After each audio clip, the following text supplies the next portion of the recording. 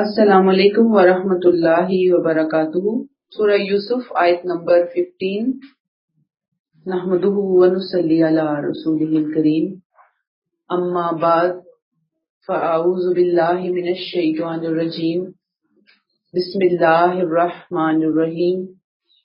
رب اشرح لی صدری ویسر لی امری واحلل عقدۃ من لسانی یفقہوا قولی ربی زدنی علما۔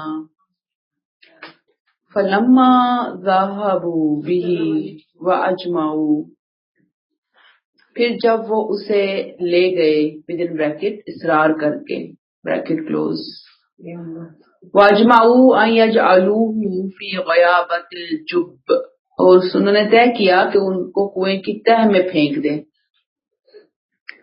وَأَوْحَيْنَا إِلَيْهِ لَتُنَبِّئَنَّهُمْ بِأَمْرِهِمْ هَذَا وَهُمْ لَا يَشْعُرُونَ، تو ہم نے یوسف علیہ السلام کو وحی کی کہ تم ایک دن انہیں ان کی اس حرکت سے آگاہ کرو گے جبکہ ان کو کچھ خیال نہ ہوگا۔ ہم نے وحی کی، یعنی وہ چھوٹے بچے تھے نا، جب بھائی ان کو کنویں میں پھینکنے کے لیے لے جا رہے تھے تو اس وقت نبوت نہیں ان کو ملی تھی۔ یہاں اوہینا سے مراد دل میں بات ڈالنا ہے۔ کیسے؟ جیسے آپ دیکھیں کہ بعض دفعہ بہت مشکل حالات ہوتے ہیں، کوئی پریشانی ہوتی ہے، تو اللہ تعالیٰ عموماً کیا کرتے ہیں کہ مظلوم کے دل پہ غیب سے سکون اور اطمینان ڈال دیتے ہیں۔ اس کا دل جیسے کسی نے تھام لیا ہے نا، پکڑ لیا ہے، حوصلہ دے دیا، تسلی دے دیا۔ حضرت یوسف علیہ السلام کے دل میں اس ٹین ایجر کے دور میں یہ بات اللہ نے ڈالی کہ یہ ایک عارضی آزمائش ہے، یہ دن بھی ختم ہو جائیں گے۔ ایسی جگہ پہ، ایسے مقام پہ آپ پہنچو گے کہ آپ کا مقام اور سٹیٹس دیکھ کر یہ ملامت زدہ ہوں گے، آپ ان کو بتاؤ گے۔ اور سیم یہ وہی ہے جو کہ حضرت موسیٰ علیہ السلام کی والدہ پر ہوئی تھی۔ کب ہوئی تھی؟ بچے کو پانی میں ڈالا تو ان کے دل کو اللہ نے تھام لیا، تسلی دی۔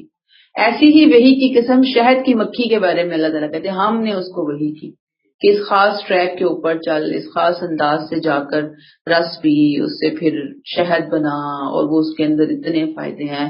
وہ وہی یوں سمجھ لیں کہ دل میں کوئی بات ڈالنا، انسٹرکشن دینا، پروگرامنگ کرنا اللہ نہیں کرتی۔ جیسے جی استخارہ کرتے ہیں تو پھر اگر وہ ہمارے لیے اچھا ہوتا ہے تو اللہ ہمارے دل میں ڈالتے ہیں یا تسلی آ جاتی ہے۔ اللہ کہتے ہیں کہ تم ایک دن انہیں ضرور ان کی حرکت سے آگاہ کرو گے جبکہ ان کو کچھ خیال نہ ہوگا۔ اب آپ دیکھیں کہ یہ جو دل کا سکون، دل کی ڈھارس، دل کی تسلی، یہ بہت بڑا اللہ کا انعام ہوتا ہے۔ اب سوچیں نا کہ ایک بچہ ہے، بچے ہی ہے نا، کنویں میں پھینکا گیا ہے، تو کوئی اور بچہ ہوتا تو کنویں میں جا رہا ہے نا، اور دور دور تک جنگل، بیابان، ویران، انہیں اندازہ ہے کہ کوئی انسانی آبادی نہیں ہے اور اب میرے ساتھ بہت بڑی چال چلی جا رہی ہے اور اتنے میرے بھائی مجھے پھینک کر جا رہے ہیں۔ سوچیں وہ تو رو رو رو کر ہلکان ہو جاتے، چیخیں مارتے، چلاتے، زمین پہ لیٹ جاتے، سارا کچھ ہو سکتا تھا نا، لیکن آپ دیکھیں کہ اللہ نے ان کے دل کو اطمینان دے دیا۔ کوئی ایسی چیز چھوٹی سی بھی اس وقت بھی ان کے رویے میں نظر نہیں آتی جو کہ اخلاق سے ہٹی ہوئی ہو، حالانکہ نبوت کے منصب پر اس وقت تک ابھی وہ فائز نہیں ہوئے تھے۔ اللہ تعالیٰ نے انڈائریکٹلی ان کو اشارہ بھی دیا کہ بہت جلد تم یہاں سے نکال بھی لیے جاؤ گے۔ آیت 16، وَجَاءُوا أَبَاهُمْ عِشَاءً يَبْكُونَ، کچھ رات گئے وہ سب روتے پیٹتے اپنے باپ کے پاس آئے، یعنی یہ کارستانی سر انجام دی، تھوڑا وہیں پہ ویٹ کیا، اندھیرا ہو جائے پھر ہم نکلیں، تاکہ والد کے دل میں اتنے گھپ اندھیرے میں بیٹے کو تلاش کرنے کا خیال ہی نہ آئے، امپاسبل ہو جائے یوسف علیہ السلام کی تلاش کا۔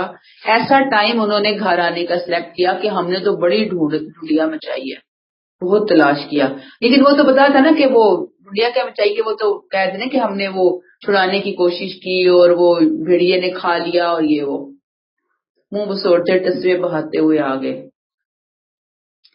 آیت 17 قالوا یا ابانا انا ذهبنا نستبق، انہوں نے کہا ابا جان ہم دوڑ کا مقابلہ کرنے لگ گئے تھے. وترکنا یوسف عند متاعنا، اور یوسف کو ہم نے اپنے سامان کے پاس چھوڑ دیا تھا. فاکلہ الذئب، اتنے میں بھیڑیا آیا اور آ کر اس نے ان کو کھا لیا.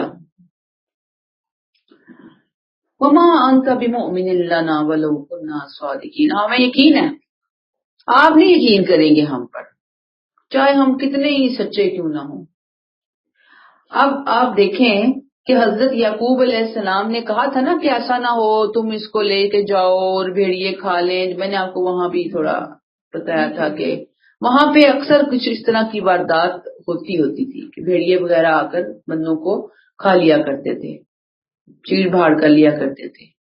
تو اب چونکہ باپ کے ذہن میں بھیڑیے کا خطرہ پہلے سے ہی موجود ہے، لہٰذا انہوں نے بالکل اسی چینل سے جا کر والد کو باور کرانے کی کوشش کی کہ بھئی آپ کا خدشہ تو بالکل صحیح ثابت ہوا، بھیڑیا آیا، بھیڑیے نے آ کر کھا لیا، معاملہ ختم ہو گیا. اور پھر یہ بات کہنے کو تو کہہ دی لیکن چونکہ انہیں پتا تھا کہ جھوٹے ہیں ہم، لہٰذا ساتھ ہی زبان کا چور ان کے سامنے آ گیا، اور اس کو آپ دوسرے لفظوں میں نفسیاتی ہتھ کنڈا بھی کہیں گے. انہوں نے کہا وما انت بمؤمن لنا، ہمیں پتہ آپ نہیں ہماری اس بات پہ یقین کریں گے، آپ نہیں مانیں گے. ولو کنا صادقین، اگرچہ ہم کتنے ہی سچے کیوں نہ ہوں. آیت نمبر 18 وجاءوا علی قمیصہ بدم کذب، وہ یوسف کے قمیص پر جھوٹ موٹ کا خون بھی لگا لائے تھے، ودن بریکٹ اس جرم کو ثابت کرنے کے لیے، بریکٹ کلوز. انہوں نے حضرت یوسف علیہ السلام کو اپنی بات کا یقین دلانے کے لیے کیا کیا؟ ان کی قمیص پہ خون کے جھوٹے موٹے داغ لگا دیے. قال بل سولت لكم انفسكم امرا، یعقوب علیہ السلام نے ایک لمحے کے لیے بھی ان کی بات کو باور نہیں کیا، ان کو یقین ہی نہیں آیا ان کی بات کو. کہنے لگے، باپ نے کہا نہیں، بلکہ یہ تو تمہارے دل نے تمہارے لیے ایک بات گھڑ لیا. مجھے پتا ہے یہ من گھڑت قصہ ہے، جھوٹ موٹ کا قصہ ہے، حقیقت وہ نہیں ہے جو تم مجھے بتا رہے ہو. تمہارے نفسوں نے تمہارے لیے اتنی بڑی بات کو اتنا آسان کر دیا. فصبر جمیل، فرماتے ہیں سو اب صبر جمیل ودن بریکٹ کی توفیق ملے، صبر جمیل کی توفیق ملے کہ اللہ تعالیٰ جو ہے نا مجھے صبر دے دے. صبر جمیل وہ صبر جو ہر طرح کی گلے شکوے سے، رونے دھونے سے، فریاد سے، نوحہ اور ماتم سے، تان و تشنی سے پاک ہو. کوئی چیز نہیں ہے اس میں. سبحان اللہ، بہت بڑی صفت ہے انبیاء کرام کی، صدیقین کی، شہداء کی، صالحین کی، اور اب میرے اور آپ کے لیے کھلا میدان ہے اسی نقش قدم پر چلنے کے لیے کہ زندگی میں ہم کیا لے کر آئیں. فصبر جمیل. آپ یوسف پڑھیں گے نا، آپ کو یہ بات بار بار ملے گی صبر کے حوالے سے. یوسف علیہ السلام صبر کر رہے ہیں، ادھر ان کے والد صبر کر رہے ہیں، اور صبر بھی عام صبر نہیں ہو رہا، صبر جمیل کہا گیا اس کو، خوبصورت صبر، بہترین صبر. سوچے نا کہ ایک نیک انسان پر کتنی بڑی مصیبت ٹوٹ پڑی. ہم پہ تو کوئی چھوٹی سی آزمائش آ جائے تو برداشت نہیں ہوتی، اور کچھ لوگوں کی آپ آزمائشوں کو صرف سنے بیٹھ کے تو بندے کے کہاں رونگٹے کھڑے ہو جاتے ہیں. آپ کہتے ہیں کہ یہ برداشت کیسے کر رہے ہیں، یہ زندہ کیسے ہیں. ان کی جگہ ہم ہوتے تو کب کے اس دار فانی سے ہی کوچ کر گئے ہوتے، یا کم از کم پاگل ہو چکے ہوتے. اتنا بڑا غم، اتنے بڑے زخم، لیکن لوگ کرتے الحمدللہ جن کو اللہ نے توفیق عطا فرمائی ہوتی ہے. تو رات میں آتا ہے حضرت یعقوب علیہ السلام کے حوالے سے کہ جب انہوں نے یہ بات سنی نا، اتنی نیگیٹو باتیں تو رات میں لکھی ہوئی ہیں بعض دفعہ انبیاء کرام کے بارے میں، بہتان ہے ان کے اوپر کہ انہوں نے اپنے کپڑے پھاڑ دیے، ٹاٹ اپنے کولے پہ ڈال لیا، خوب روئے دھوئے، خوب انہوں نے ماتم کیا اپنے بچے کا. قرآن نے ان کی پوزیشن کو بالکل کلیئر کیا کہ انہوں نے کچھ بھی نہیں کیا، اور انہوں نے کہا فصبر جمیل، صبر جمیل ہے جو میں اختیار کروں گا. اب دیکھیں گے یہ نہیں کہا تم جھوٹے، تم دغاباز، تم مکار، لعنت ہو تم پر خدا کی، گالیاں یہ وہ، بلکہ انتہائی زبردست طریقے سے کہا کہ نہیں، تمہارے نفسوں نے تمہارے لیے اس جرم کو کتنا آسان کر دیا، کتنا ایزی لے لیا تم نے. ٹھیک ہے، واللہ المستعان علی ما تصفون، جو بات تم بنا رہے ہو اس میں اللہ ہی سہارا ہے. جو بات تم بنا رہے ہو اس میں کون سہارا ہے؟ اللہ سہارا ہے. یہاں بہت زبردست بات ہے جو میرے اور آپ کے سیکھنے کے لیے ہے. ان کا بیٹا کھو گیا تھا. کون سا بیٹا تھا وہ؟ انتہائی پیارا، انتہائی محبوب، چھوٹا بچہ ہی تھا نا ان کے مقابلے میں، وہ تھا ہی بچہ. اور سوچیں کہ کتنا خوبصورت رویہ، کتنی زبردست سیرت. اپنے ہی اولاد چلی جائے تو سوچے نا انسان بار بار کس طرح کی باتیں کر رہا ہوتا ہے نا، اللہ کو میں ہی ملی، کم جنت دے دیتا، مجھے نہیں اس کی جنت کی ضرورت تھی، تھوڑی جنت پہ بھی میں نے گزارا کر لینا تھا، میں نے کیا کرنا ہے اتنی اعلیٰ جنتیں لے کر. میں نے سنی ہوئی ہیں اس طرح کی باتیں لوگوں سے، خود اپنے کانوں سے. تو کوئی بددعا نہیں، کوئی کوسنے نہیں. میرے اور آپ کے لیے بھی یہی لیسن ہے، اس قصے میں جگہ جگہ لیسن ہے، ہر آیت قابل عمل ہے کہ کوئی مصیبت آئے، کوئی دکھ کی گھڑی آئے، کوئی محرومی آئے، کوئی بے بسی آئے، کوئی محبوب ترین چیز نکل جائے زندگی سے، تو اس موقع پر انسان کا رویہ بہت اعلیٰ اخلاق والا، صبر جمیل والا رویہ ہونا چاہیے. یہی اس سے مطلوب اور مقصود ہے. اسی لیے اللہ تعالیٰ یہ قصے لے کر آئے ہیں قرآن پاک کے اندر. ہمارا تو حال یہ ہوتا ہے کہ ہم ایک دن صبر کرنے کی پوری کوشش بھی کر لیتے ہیں، 2 دن بھی کر لیتے ہیں، پھر تیسرے دن وہ سارا صبر جو ہے وہ آتش فشاں کی طرح پھٹ کے باہر نکلتا ہے. ہم کہتے ہیں بہت صبر کیا، جیسے کوئی وہ کلاؤڈ برسٹ کی بات سنی ہے نا آپ نے، تو ایسے ہمارا صبر جو ہے نا وہ آتش فشاں کی طرح برسٹ ہو جاتا ہے کہ بڑا صبر کر لیا. اور کتنا صبر کریں، کتنی تکلیف اٹھاؤں؟ نہیں، صبر جمیل تو یہ ہے کہ ایک دفعہ پی لیا تو پی لیا، پھر دوسری کوئی بات نہیں ہے. اب دیکھیں نا ہم اپنے طور پر خود کے بارے میں کتنے آئیڈیا لگاتے ہیں، ہم کتنے نیک ہیں، کتنے متقی ہیں، کتنے پرہیزگار ہیں. یہ جو چھوٹی چھوٹی زندگی میں باتیں ہوتی ہیں یا بڑی، یہ رویے ہمیں بتاتے ہیں ہم کہاں کھڑے ہیں، کس لیول کے اوپر ہیں ہم. نہیں کر سکتا، لیکن بہرحال کوشش تو ہے نا. انبیاء کے بعد صدیقین ہیں، شہداء ہیں، صالحین ہیں، مومنین کی اعلیٰ جماعتیں ہیں، کوشش تو کی جا سکتی ہے نا. شیطان نہیں انسان کو یہ کرنے دیتا، پتہ ہے وہ یہ چاہتا ہے کہ خوب تکلیف اٹھاؤ، دکھ لو، خوب لو، اور اس کے بعد ثواب بھی کوئی نہیں ملنا، اجر بھی نہیں ملنا، بے صبری کر کے. لیکن جو تکلیف آ گئی ہے وہ تو جانی تو نہیں ہے نا، یا وہ ہم کافی یعنی ایسی تکلیف آ گئی، کوئی پیارا چلا گیا، اب وہ تو واپس نہیں آ سکتا نا. یا کوئی بیماری آ گئی، یا کوئی پرابلم، کوئی مصیبت آ گئی، اس میں امید ہوتی ہے کہ یہ ختم ہو جائے گی، تو اب جو آ گئی تو آ گئی نا، اس پہ ہم کیا کریں. کوشش اپنے آپ کو یہی انسان سمجھائے کہ شور نہیں مچانا، صبر کرنا ہے، اس کے اجر کو ضائع نہیں کرنا. اللہ سے دعا مانگنا شروع کر دیں، اللہ مجھے بے صبر پن سے بچا لے، اللہ مجھے گلے شکووں سے بچا لے، اللہ آپ مجھے اس کا اجر لینے کی توفیق عطا فرما دے. انا للہ و انا الیہ راجعون. اللہم اجرنی فی مصیبتی واخلف لی خیرا منہا. پڑھتے رہیں یہ والی دعا. آج آپ دیکھیں کہ ہمارے دکھوں کا نا زاویہ بھی بدل چکا ہے. اصل میں ہمارے دکھ کیا ہوتے ہیں؟ فلاں فوت ہو گیا، بچہ فوت ہو گیا، نعوذ باللہ، استغفر اللہ، والد فوت ہو گئے، ماں فوت ہو گئی، بیوی فوت ہو گئی، شوہر فوت ہو گیا، مال چلا گیا، بزنس تباہ ہو گیا، اس غم سے ہی یقین کیجئے ایسے ایسے میں نے لوگوں کو دیکھا 6 مہینے باہر نہیں نکلتے اس غم سے. وہ غم ہی سیلیبریٹ ہو رہا ہوتا ہے، سب سیلیبریشن چل رہی ہوتی ہے اس غم کی کہ پتہ نہیں کیا ہم پہ آفت ٹوٹ پڑی ہے. استغفر اللہ، اللہ معاف فرمائے. اور صحابہ کے غم کیا تھے؟ کافی ڈفرینٹ تھی. صحابہ تو غمگین ہوتے تھے نماز نکل گئی، ٹائم پہ نہ پڑھ سکے، صدقے کا موقع کیوں نہیں ملا.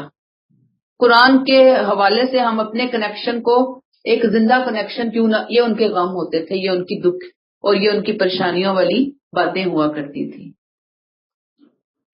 آج ہماری جو محبتیں ہیں وہ اعتدال سے ہٹی ہوئی ہیں. ادھر آ جائیں. محبتیں کیا ہیں؟ اعتدال سے ہٹی ہوئی ہیں نا. اصل میں جو دکھ ہوتے ہیں نا ہم ان کو اپنا روگ بنا لیتے ہیں. بنتا ہے؟ اچھا جب کوئی چیز روگ بنتی ہے تو اس کا نقصان کیا ہوتا ہے؟ نقصان کیا ہوتا ہے کہ ہماری جو بہترین صلاحیتیں ہیں نا وہ سب ضائع ہو جاتی ہیں. کیوں؟ ہم تو حالت غم میں بیٹھے ہوئے ہیں، ہم تو باہر نکل ہی نہیں رہے، ہمیں تو کوئی اور دنیا میں چیز نظر آ ہی نہیں رہی. تو جب نہیں آ رہی تو ہمارے لیے بڑا مشکل ہو جاتا ہے معاملہ. تو یاد رکھیے دنیا کی کوئی ایک چیز بھی ایسی نہیں کہ اس کے پیچھے انسان اپنی آخرت تباہ کرے. اس لیول پہ لائیے خود کو. مجھے بھی لانا ہے، آپ کو بھی لانا ہے. آگے رمضان المبارک کی بابرکت گھڑیاں آ رہی ہیں، بہت سی دعائیں ہیں نا. ہم دین بھی مانگیں گے اللہ سے، دنیا بھی مانگیں گے اللہ تعالیٰ سے. ان سے ہی مانگنا اور کسی اور سے تھوڑی مانگنا ہے. اور جب مانگ رہے ہیں اپنے لیے دین مانگ رہے ہیں تو اس سے یہ چیز بہت اللہ سے قریب ہو کر مانگنے کی ضرورت ہے کہ اللہ مجھے آپ اپنا تعلق، اپنا قرب عطا فرما دیں، اپنی سچی محبت عطا فرما دیں. اللہ یہ جو دنیا کی چھوٹی چھوٹی محبتیں، چھوٹے چھوٹے مسائل، چھوٹے چھوٹے غم، جس کو میں نے اپنا ہم اور غم بنا لیا، اللہ مجھے اس سے باہر نکال دے. بس آپ مطلب میں نے پورے دن میں 50 دعائیں کرنی ہیں. ان 50 ممکن ہے میں صبح 10 مانگوں، دن میں 15 مانگوں، شام کو 5 مانگوں، یعنی مختلف دعائیں مانگ رہی ہوں میں اللہ تعالیٰ سے.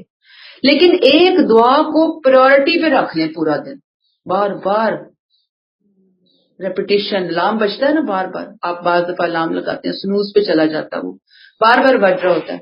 اپنے آپ کو لگا لیجئے کہ نہیں اللہ یہ مجھے دے دے، یہ مجھے دے دے، یہ مجھے دے دے. جیسے کوئی فقیر آ کے بیٹھ جاتا ہے تو پھر ایک شریف انسان اس کو دے کے ہی کچھ بھیجتا ہے. تو اللہ کے فقیر بن جائیے. رمضان کی گھڑیوں سے ہم فائدہ اٹھائیں کہ اللہ کی بہترین کوالٹیز ہمیں عطا فرما دے. اللہ ہمیں توفیق عطا فرمائے.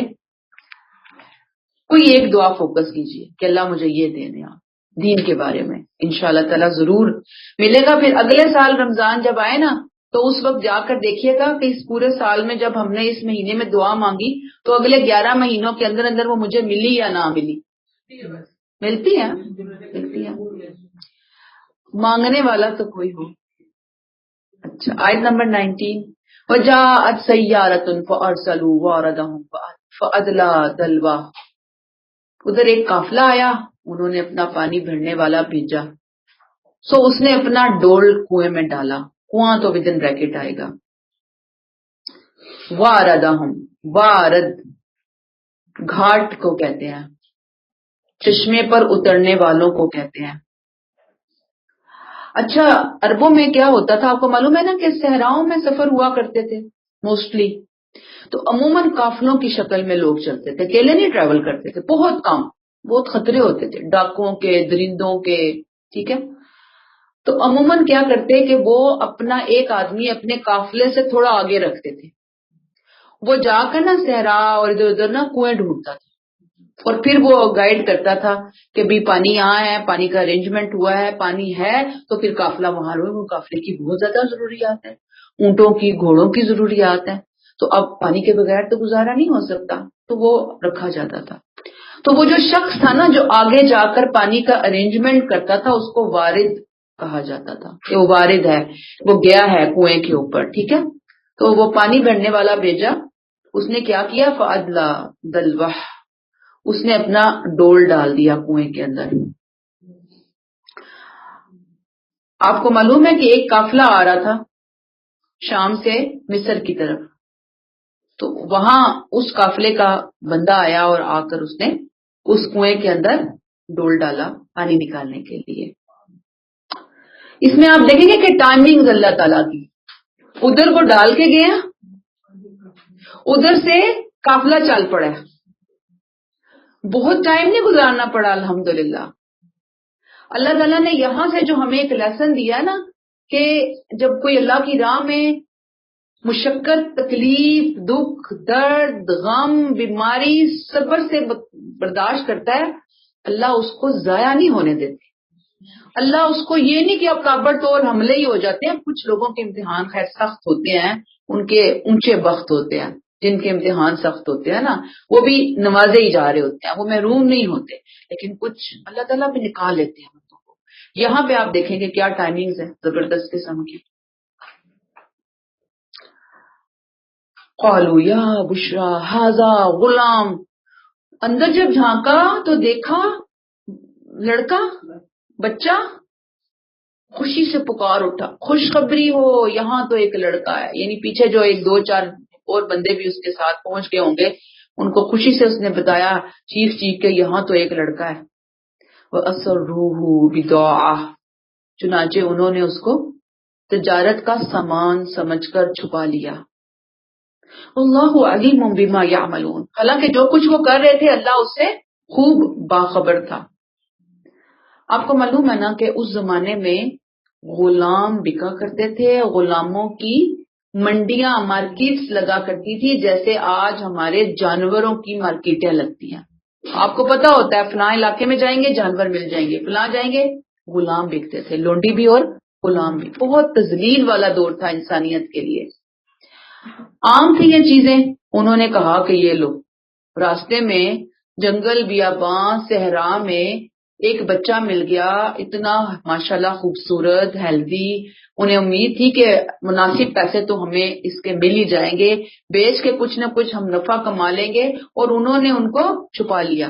اور آپ کو پتا ہے نا چھپانے کے لیے کیا ہوتا ہے کہ کہیں پہ بند کر دیا، قید کر دیا، اوپر کوئی کپڑا ڈال دیا، چادر ڈال دی کہ کسی کو نظر نہ آئے کہ کوئی بچہ ان کے ساتھ ہے. یہ نہ ہو مبادہ یہ کہ کوئی والی وارث آ جائے پیچھے سے یا کوئی اور ہی پوچھ لے، سوال کر بیٹھے، تو چپکے سے لے جائیں گے اور چپکے سے جا کر مارکیٹ میں اس کو فروخت کر دیں گے اور ہمیں مناسب قیمت مل ہی جائے گی.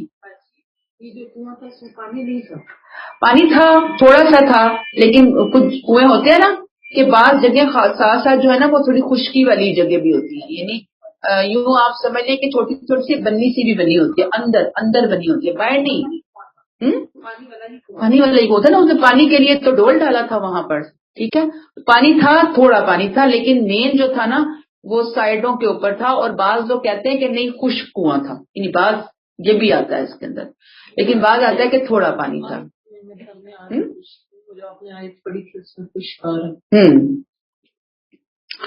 اچھا، اللہ تعالیٰ نے یہاں پہ اپنی ایک بہت پیاری صفت لائی مجھے اور آپ کو اپنے ایمان کو بہتر بنانے کے لیے.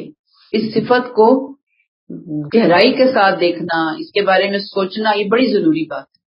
اللہ فرماتے ہیں واللہ علیم، اللہ جان رہا تھا، اللہ جانتا ہے کیا، بما یعملون، جو وہ کر رہے تھے، ان کی حرکتوں کا، ان کی اسکیم کا اللہ کو سب پتا تھا.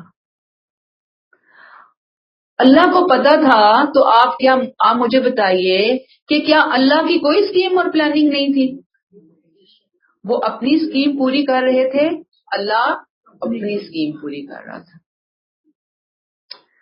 انہیں غلام ملا تھا، اسے بیچ کے پیسے حاصل کرنا چاہ رہے تھے. اور اللہ کیا چاہ رہے تھے کہ یہ غلام اس قصبے دیہات چھوٹی منی سی جگہ سے نکلے اور جائے مصر کا بادشاہ بنے. وہ بادشاہ بنانے کے لیے راستے بنا رہے تھے. آگے پڑھیں گے انشاءاللہ ہم جا کر. بہرحال انہوں نے آگے گئے اور پیچھا آیت 20 وَشَرَوْهُ بِثَمَنٍ بَخْسٍ دَرَاهِمَ مَعْدُودَةٍ، آخرکار انہوں نے اس کو تھوڑی سی قیمت چند درہم کے عوض بیچ دیا. جلدی جلدی بیچ کر انہوں نے کہا جو ملتا ہے لو، مارکیٹ میں پہنچے ہوں گے، جو بھی ٹائم ہوگا فٹافٹ بیچا، زیادہ ویٹ نہیں کیا کہ بھئی اب کون، ہم فری کی ملی ہوئی ہے چیز تو ہم جتنا ملتا ہے اس کے اوپر لو اور چلو. کچھ پیسے تو لگائے نہیں تھے، مفت کی چیز ہاتھ آ گئی تھی، تو جو بھی خریدار سامنے آیا انہوں نے بیچ دیا. اب آپ ٹائمنگز کو نوٹ کریں، بھائیوں نے ڈالا ہے، ادھر سے قافلہ آ گیا، فوراً نکال لیے گئے، ادھر گئے ہیں بازار، جس بندے کے ہاتھ میں بکنا چاہیے تھا اس ٹائم وہ بندہ اس بازار میں موجود ہے. یہ نہیں کہ یہ بیٹھے ہوئے ہیں غلام لے کے، کوئی آئے گا، 2 مہینے گزر گئے، 3 مہینے گزر گئے، نہیں، یہ ہے اللہ کی پلاننگ، جو پلاننگ ہماری پلاننگ سے کروڑ گنا زیادہ بہتر پلاننگ ہے. کاش ہم ان چیزوں کو سمجھ سکیں اور سبق لے سکیں. اوپر دیکھیں نا کہ ایک تو یہ کہ ہم یہ سمجھتے ہیں کہ شاید کوئی بہت باریک سی رسی تھی یا ایک اچھا خاصا ڈول تھا. اگر دیکھیں نیچے سے پانی کھینچا جا رہا ہوتا ہے تو بعض دفعہ پانی کا ڈول بھی ٹھیک ٹھاک بھاری سا ہوتا ہے. ڈول تھا کس ٹائپ کا تھا ہمیں ایگزیکٹ اس کی سچویشن ہی پتا تھا. اوپر جو کھینچنے والا معاملہ تھا، ظاہری بات ہے کہ جب اس نے دیکھا کہ نیچے بچہ تو پھر اس نے اپنے ساتھیوں کو بلایا نا، اپنی ہیلپ کے لیے بلایا ہوگا نا، چلو آؤ. 2-4 لوگ تھے جنہوں نے چھپا لیا، باقی قافلہ آ رہا تھا اور انہوں نے پھر خاموشی سے جا کے ان کو آگے سیل کر دیا. ٹھیک ہے، تاکہ کوئی اور دعوے دار نہ کھڑا ہو جائے اور پروفٹ نہ لینا شروع ہو جائے. ٹھیک ہو گئی یہ بات.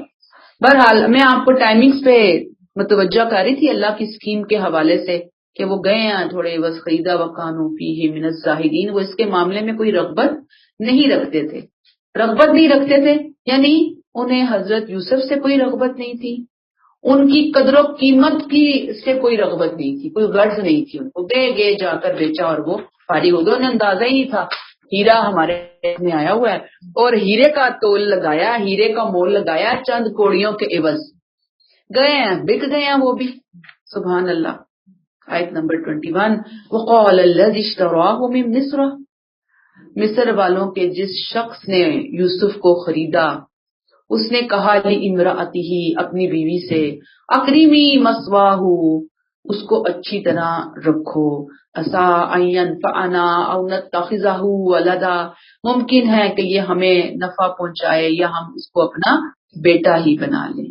اب ہمیں تو نہیں نام پتا قرآن میں کہ یہ شخص جو ہے یہ کون تھے، مصر کے جو وزیر ٹائپ کوئی بندے تھے، یعنی اچھے سٹیٹس سے تعلق رکھنے والے انسان تھے.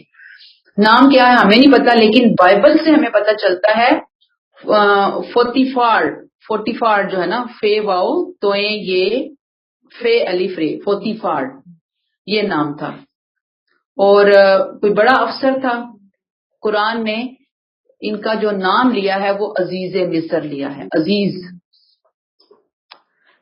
خاص منصب پر تھے، خاص طور پر جو عمرہ کو دیا جاتا ہے. اور بیوی کا نام جو آتا ہے تالمود میں وہ زلیخا آتا ہے، یہ تالمود میں آتا ہے. ٹھیک ہے، یہ بنی اسرائیل کی ہی کتاب ہے جی، بائبل کا ہی حصہ ہے.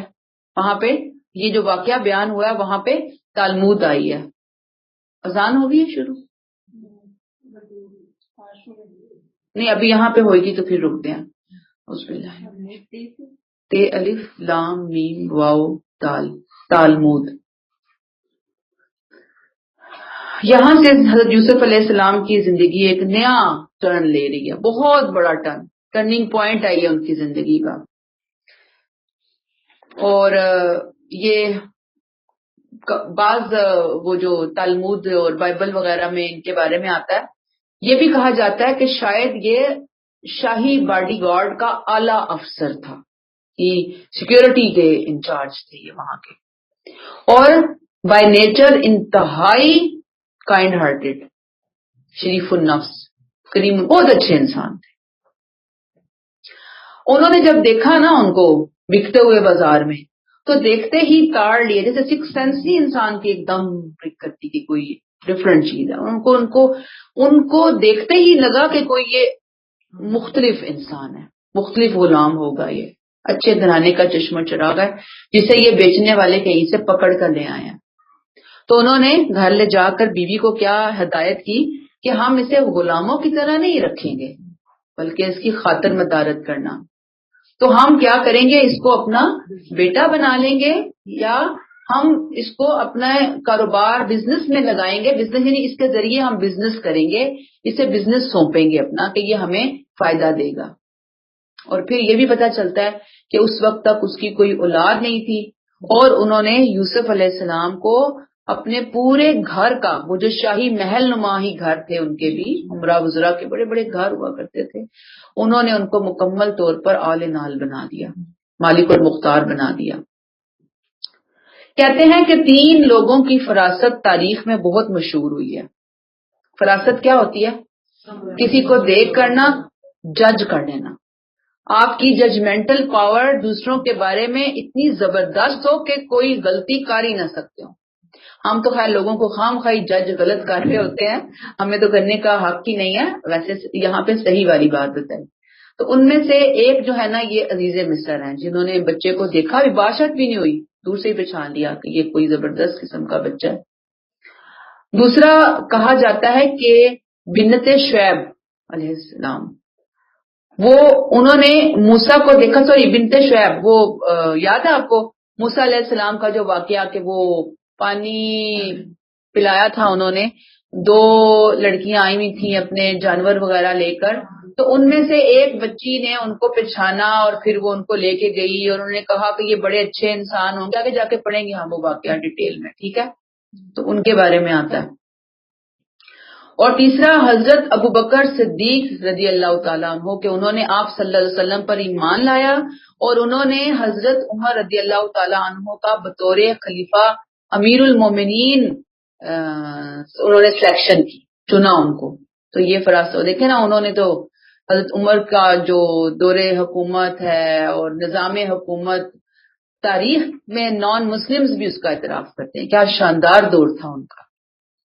تو یہ اللہ تعالیٰ دیتے ہیں جس کو چاہتے ہیں، یہ فراست عطا فرماتے ہیں. اللہ نے ان کو بھی دی ہوئی تھی. اللہ تعالیٰ فرماتے ہیں فَكَذَلِكَ مَكَّنَّا لِيُوسُفَ فِي الْأَرْضِ، اس طرح یوسف کو ہم نے اس ملک میں جگہ دی. کس ملک میں جگہ دی؟ مصر میں جگہ دی. مکنا کسی کو بسانا، اسٹیبلش کرنے کے معنوں میں آتا ہے. کہاں سے اٹھایا تھا؟ کنعان ان کا علاقہ تھا، دیہات، گاؤں کہہ لیں آپ، کنعان، وہاں سے اٹھایا اور وہاں لے آئے، ان کو ٹھکانہ دے دیا اللہ تعالیٰ نے. مصر میں بادشاہ کے قریب کلوز سرکل کے وزیر کے گھر میں ان کو ٹھکانہ مل گیا. اللہ فرماتے ہیں وَلِنُعَلِّمَهُ مِن تَأْوِيلِ الْأَحَادِيثِ، ودن بریکٹ اس لیے کہ اسے برگزیدہ کریں، بریکٹ کلوز، اس لیے کہ اسے باتوں کی حقیقت تک پہنچنا سکھائیں. اللہ فرماتے ہیں ہم یوسف کو ایک خاص علم اور حکمت دینا چاہتے تھے، باتوں اور خوابوں کی تعویل سکھانا چاہتے تھے. اور انسان جب سیکھتا ہے نا، یاد رکھیے گھر بیٹھ کے بہت مشکل ہے سیکھنا، اس کو تھوڑا ٹریول کرنا چاہیے. ٹریولنگ میں باہر نکل کے، لوگوں سے مل کے، لوگوں کو جان کے، ان کے تجربات سے، ان کے مشاہدوں سے، پھر اپنے مشاہدے سے انسان جو سیکھتا ہے وہ گھر بیٹھ کے کبھی نہیں سیکھ سکتا، باہر نکل کے اس کو آتا ہے. تو اب یہ جو ان کو اللہ نے آنے والے دنوں میں ذمہ داری دینی تھی نا، ان کو ڈسیژن میکنگ پاور چاہیے تھی جو صرف کتابیں پڑھنے سے نہیں آتی تھی، صرف بیٹھ بٹھا کر کوئی انفارمیشن اکٹھی کرنے سے نہیں آتی تھی، اس کے لیے میل جول تھی. اور اسی لیے آپ دیکھیں گے کہ آج ہمارے جو اسکالرز ہیں نا، وہ ذرا اگر انٹرنیشنل لیول پہ جانا آنا ان کا ہوتا ہے، وہ چیزیں دیکھ رہے ہوتے ہیں، پڑھ رہے ہوتے ہیں، ان کا اپنی پرسیپشن بھی بڑی زبردست ہوتی ہے، دوسروں کو بہت زبردست وہ دے رہے ہوتے ہیں سوچ، بنسبت یہ کہ جیسے ہم لوگوں کا پہلے ایک حساب تھا جب تک قرآن سے نہیں جڑے تھے، جیسے کنویں کا مینڈک ہوتا ہے کہ اس کو کنویں کے علاوہ کوئی اور چیز سمجھ ہی نہیں آ رہی ہوتی، تو ہم بھی اسی دور سے گزر کر یہاں پہنچے ہوئے ہیں. تو اب سمجھ آیا کہ علم کیا چیز ہوتی ہے. وہ تو ایک سمندر ہے, اللہ توفیق دیں اس کو عطا کرنے کے لیے. تو بات یہ ہے کہ جس علاقے, صحرائی علاقے سے یہ تعلق رکھتے تھے نا یوسف علیہ السلام, قبائلی زندگی تھی, وہاں پہ رہ کر دنیا کے اتنے زبردست ایٹیکیٹس, مینرز, رکھ رکھاؤ, وہاں پہ رہ کر امپاسبل تھا سیکھنا. سیکھ سکتے ہی نہیں تھے. اللہ نے ان سے چونکہ بڑا کام لینا تھا, اللہ نے انہیں وہاں سے نکالا, وہاں پہنچا دیا. اگرچہ یہ سفر بہت تلخ تھا, بہت مشکل تھا. باپ سے جدائی والا سفر تھا. بیٹے سے باپ جدا ہوئے تھے اور باپ سے بیٹا جدا ہوا تھا. یعنی کہ آسان سفر نہیں تھا, بہت مشکل تھا. لیکن اللہ کا طریقہ ہے. یاد رکھیے طریقہ کیا ہے کہ ہم چاہتے ہیں کہ ہم اپنے کمفرٹ زون میں رہ کر نیکی کریں نا. اللہ چاہتے ہیں نا, کمفرٹ زون میں نہیں بچہ, باہر نکل, باہر آ, پھر آ میدان کے اندر. اپنے کمفرٹ زون سے باہر نکلو, پھر سیکھو گے, پھر چیزیں آؤ گے. تو اللہ تعالیٰ جب کچھ دینا چاہتے ہیں, یاد رکھ لیجئے, لازمی اللہ مشکل میں ڈالتے ہیں, مشقت میں ڈالتے ہیں, اور پھر نوازتے ہیں. خالی کھلی نہیں ملتا, محنت کرنی پڑتی ہے کچھ پانے کے لیے. اور یہ جو نوازا جانا ہے یہ توفیقیں ہوتی ہیں, یہ اپنی اصلاح کے رویے ہوتے ہیں جو اللہ انسان کے اوپر بلیسنگ کرتے ہیں, بارش کرتے ہیں اس کے اوپر. کب کرتے ہیں؟ میں نے ابھی آپ کو کیا بتایا, کمفرٹ زون سے باہر نکلیں, آئیں, مشقت سے نیکیاں کمائیں, پھر وہ دلواتی ہیں انسان کو اللہ کی طرف سے اجر. یہ اللہ کی سنت ہے. آپ نے سنا ہوا ہے نا, انا مع العسر یسرا, کہ بے شک تنگی کے ساتھ آسانی ہے, پھول کے ساتھ کانٹے ہیں, رات کے ساتھ دن ہے, دن کے ساتھ رات ہے, کانٹوں کے ساتھ پھول ہے. اپوزٹ بھی کرتے جائیں نا ہم, ہر چیز جو ہے نا وہ ساتھ ساتھ ہے. یہ نہیں اللہ نے کہا انا مع العسر یسرا, ٹھیک ہے, یہ ایسے نہیں کہا. اللہ نے کیا کہا, انا مع العسر یسرا. پہلے تنگی آئے گی اور اس کے بعد پھر آسانی آئے گی.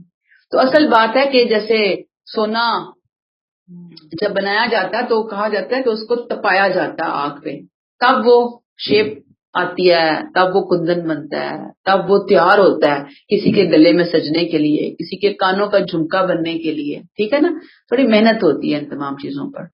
تو بات یہ ہے کہ انہوں نے جو چیز پھر مصر میں سیکھی غلامی کی حالت میں, یہ کنعان میں باپ کی شفقت میں رہ کر سوچ بھی نہیں سکتے تھے وہ سیکھنے کے حوالے سے. وہاں نہ کوئی ٹیوٹر تھا, نہ کوئی کلاس روم تھا, نہ کوئی اسکول تھا, نہ کوئی بکس تھی, اور کچھ بھی نہیں تھا وہاں پہ. ایک دیہات کا سادہ سا بددعانہ قسم کا ماحول تھا. اب جب یہاں بادشاہ کے گھر, اس وزیر کے گھر گئے ہیں, تو وہاں تو ہر طرف سے پورے ملک سے لوگ آ رہے ہیں. کیونکہ کہا جاتا ہے نا کہ یہ جو وزیر تھا, میں نے ابھی بتایا نا کہ ایک تو یہ کچھ تھوڑا بہت سیکیورٹی بھی تھی ان کے ہاتھ میں, اور دوسرا جو ایک بہت بڑی چیز جو انہوں نے دیکھنی تھی وہ فائنانس دیکھنا ہوتا تھا پورے ملک کا حساب کتاب. تو لوگ آ رہے ہوتے تھے, لوگ آ رہے ہیں, جا رہے ہیں, قافلے اتر رہے ہیں, قافلے جا رہے ہیں, 100 طرح کے مسائل آ رہے ہیں. ان کا گھر سینٹرل پوائنٹ تھا. اب جب ڈیلیگیشنز آ رہے ہیں تو ظاہری بات ہے یہ سرو کر رہے ہیں, یہ وہاں پہ بیٹھ رہے ہیں, یہ بہت سی چیزیں سن کر, دیکھ کر سیکھ رہے ہیں. ان کو ڈیلنگ کرنے کا طریقہ آ رہا ہے, ان کو بات کرنے کے انداز کچھ سکھائے ہوں گے, اتنے لائق تھے, زبردست تھے, انہوں نے سیکھ لیا, کلیئر ہو گئی یہ بات. وزڈم بچپن میں ہی مل گئی تھی والد کے گھر سے ہی. اب یہ ہائر ایجوکیشن تھی, جب وہاں تو یونیورسٹیاں تھی نہیں, اللہ نے ہائر ایجوکیشن کے لیے پریکٹیکلی ان کو اٹھایا وہاں سے اور اس شخص کے گھر میں ڈال دیا جہاں سے ان کو یہ پریکٹیکل ایجوکیشن ملنی تھی. اللہ تعالیٰ نے دیکھیں پھر کیا فرمایا اس سارے کے بعد. یہ بڑی پیاری آیت ہے میرے اور آپ کے سیکھنے کے لیے کہ جب زندگی میں کچھ غلط ہو رہا ہوتا ہے نا, اور ہمیں اس کی حکمت نہیں سمجھ آ رہی ہوتی, تو اللہ پہ چھوڑ دیا کرے. یقیناً اس کے اندر کچھ نہ کچھ حکمت ہے, یقیناً کچھ نہ کچھ کہیں نہ کہیں خیر بن رہی ہوگی. مجھے نظر نہیں آ رہی, مجھے دکھائی نہیں دے رہی, مجھے سمجھ نہیں آ رہی, میری عقل ہی بہت چھوٹی ہے. لیکن اللہ مجھے صبر عطا فرما دے، مجھے صبر جمیل عطا فرما دے، مجھے آسانیوں کے ساتھ اس سے باہر نکلنے کی توفیق عافیت مانگیں، اس سے باہر نکلنے کی کوشش بھی کرنی ہے، لیکن جب ہم ہر طرف سے فیل ہو جائے نا تو مایوس نہیں ہونا، یہ مراد ہے یہاں پر۔ اللہ تعالیٰ فرماتے ہیں واللہ غالب علی امرہ، حقیقت یہ ہے کہ اللہ اپنے ارادے کو نافذ کر کے رہتا ہے، ولکن اکثر الناس لا یعلمون، لیکن بہت سے لوگ اس بات کو نہیں جانتے۔ اللہ غالب ہے اپنے معاملے، جو چاہتا ہے وہ کرتا ہے۔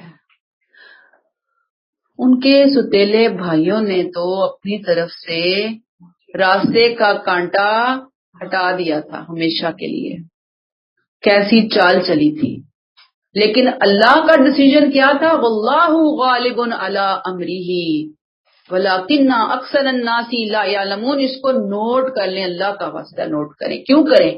کیوں میں کہہ رہی ہوں اللہ کا واسطہ نوٹ کریں؟ اس لیے کہ ہم عموماً لوگوں سے بہت گھبرائے ہوئے ہوتے ہیں، لوگ میرے لیے یہ کر رہے ہیں، میرے خلاف سازشیں کر رہے ہیں، مجھے آگے نہیں جانے دیتے، میری ٹانگیں پکڑ پکڑ کر کھینچ رہے ہیں، جادو ہو گیا، ٹونا ہو گیا، نظر ہو گئی، حسد ہو گیا، بھائی اوئے ہوئے ہوئے، دیکھو اس نے مجھے فلاں نے دیکھا تھا۔ ان کو تو صبح سے شام تک ایک ہی رٹ ہوتی ہے، فلاں نے دیکھا تھا یہ کام خراب ہو گیا، فلاں نظر آیا تھا اس کی شکل دیکھو، صبح صبح تو میرا کام ہی خراب ہو جاتا۔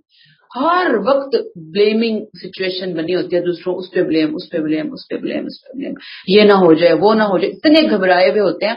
اب آپ دیکھیں کہ اگر کوئی کرے گا بھی، ادھر مجھے آپ دیکھیں 10 بھائیوں نے، بڑوں نے مل کر چھوٹے بھائی کے لیے کتنی، آپ سوچیں کہ اس کے لیے ہمارے پاس الفاظ نہیں ہے، اس برائی کے لیے کتنی بری چال انہوں نے چلی ہے۔ بھائیوں میں سے ایک نے کہہ دیا کہ قتل نہ کرو، کنویں میں ڈالو۔ ہاں وہ اللہ نے بچانا تھا نا، لیکن اپنی طرف سے تو انہوں نے تو ختم کر دیا نا کہ وہ کہاں کے جائیں گے، ختم، معاملہ ختم ہو جائے گا، ٹھیک ہے۔